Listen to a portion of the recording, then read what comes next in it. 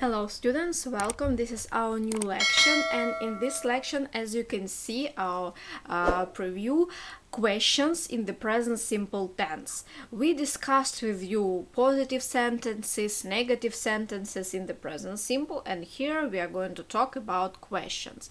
So, questions. When we are talking about the structure of some English tense, present simple, for example, in this case, or present continuous or past simple, this is about the structure of the part of the speech and where we need to put this word, yes, this part of the speech. So, questions. To make a question in English in present simple, we normally use do or does, and this is our auxiliary verb. This is the part of speech.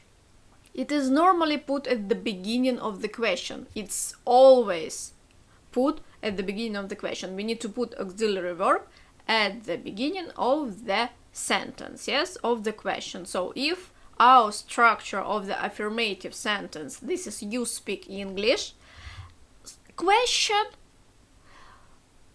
you have do, auxiliary verb, and you need to put do at the beginning before the subject you. After subject you will be the main verb of the action speak and the rest of the sentence. So do you speak English? Do, auxiliary verb, because subject you, when we have subject are, you with they, we need to use auxiliary verb do, speak, the main verb of the action, English. Next one. Next example, does. Next question, when do we need to use does? What is it does? The same as do. Does, this is our auxiliary verb. This is do plus es at the end. So, one more time. The rule. When do we need to use do? When the subject are, you, we, they, we need to use auxiliary verb do. We speak English, you speak English, I speak English, they speak English.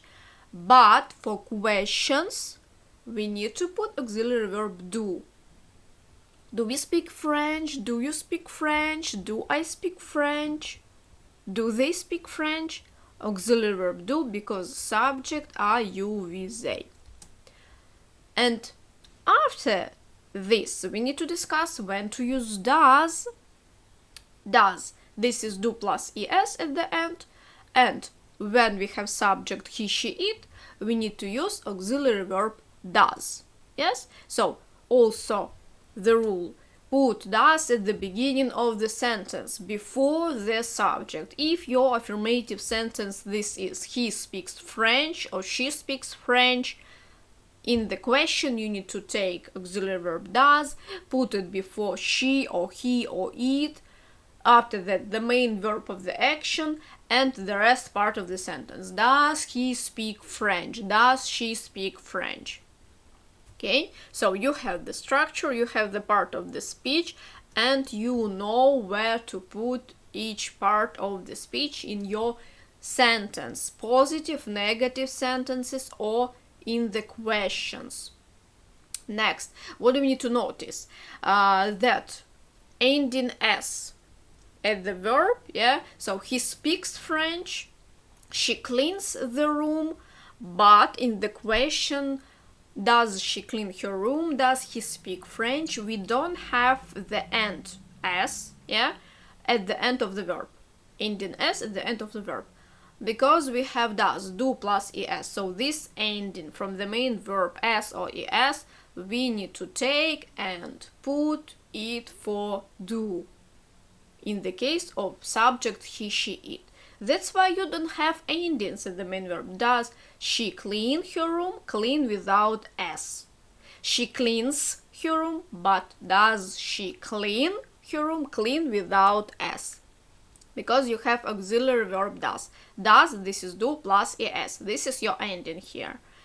I will explain everything to you as this. I will repeat a lot of times the same rules, and it will help you to understand all rules, to memorize all rules. This is the way that we want do by ourselves. We can't do it by ourselves, or maybe we don't have enough time to do it by ourselves, but the reason is we don't want to do it, to repeat the same rules. We just read one time, close the book, and go away. And after that, and the next day, we can say, oh, I can't speak English. I don't understand grammar, because you don't have someone around you who can explain you, or repeat and repeat for you 100 times the same rule.